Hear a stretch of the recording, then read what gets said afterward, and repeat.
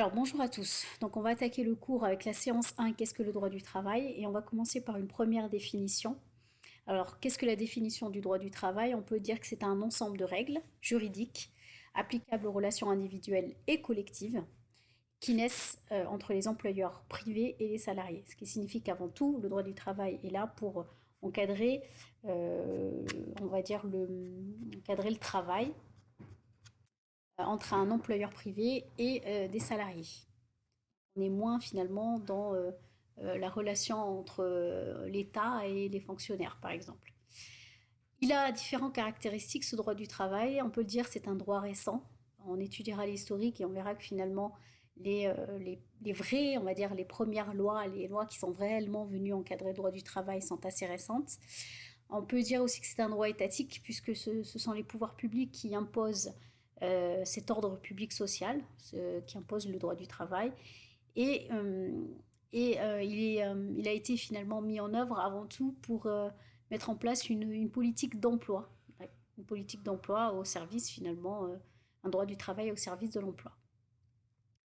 Alors, on peut lui donner plusieurs finalités. Donc, dans un premier temps, ce qu'on peut dire, c'est qu'il est là pour protéger les salariés, mais il est aussi là pour protéger l'emploi. C'est là où on revient sur la politique de l'emploi dont je vous avais parlé précédemment. Il est là aussi pour faire en sorte que les relations entre employeurs et salariés soient les plus harmonieuses possibles. Ça renvoie à l'anglais aménagement des relations collectives. Donc finalement, il a un objectif qui est un compromis entre un impératif qui est économique, faire en sorte que l'emploi soit au plus haut, qu'il y ait moins de chômeurs, plus de personnes au travail, et faire en sorte aussi que les salariés aient de bonnes conditions de travail et se sentent bien au travail. Alors, en ce qui concerne l'histoire du droit du travail, donc comme je vous l'ai dit, on estime que c'est un droit récent. Alors, quoi qu'il en soit, il y a certaines dates que je vais vous donner là qui remontent quand même d'assez longtemps, hein. C'est pour la première, justement, la première loi sociale qui a été adoptée en 1841, qui était là pour limiter le travail des enfants. Donc bon, c'est pas tout récent, mais quoi qu'il en soit, on va dire, c'est les premières ébauches de tentatives de cadre au niveau du travail. Alors c'est surtout l'avènement du travail industriel qui a entraîné des conditions de vie, de travail très dures pour les ouvriers et une grande inégalité entre les employeurs et les salariés, ce qui a vraiment provoqué à ce moment-là une intervention de l'État dans ce domaine. Donc, comme je vous l'ai dit, la première loi sociale 1841 pour limiter la durée journalière du travail des enfants. Voilà, c'était surtout dans ce sens-là. Dans les ateliers, à l'époque, le travail, la durée du travail pour les enfants dépassait allègrement les 12 heures. Et cette loi est venue fixer un plafond de 12 heures pour les enfants par jour et pour les enfants de 12 à 16 ans, et à 8 heures pour ceux âgés de 8 à 12 ans. Voilà. Euh, Ensuite, on a 1864, où là, la loi autorise tout ce qui est coalition. Par exemple, la grève est désormais tolérée, par exemple. On a 1884, où là, on a une loi très connue qui s'appelle Valdec-Rousseau, où là, on a instauré tout simplement la liberté syndicale. On peut citer aussi 1906 avec l'instauration d'un repos obligatoire hebdomadaire de 24 heures.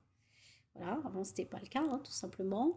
C'est cette année-là aussi qu'il y a eu la création du ministère du Travail sous le gouvernement Clémenceau.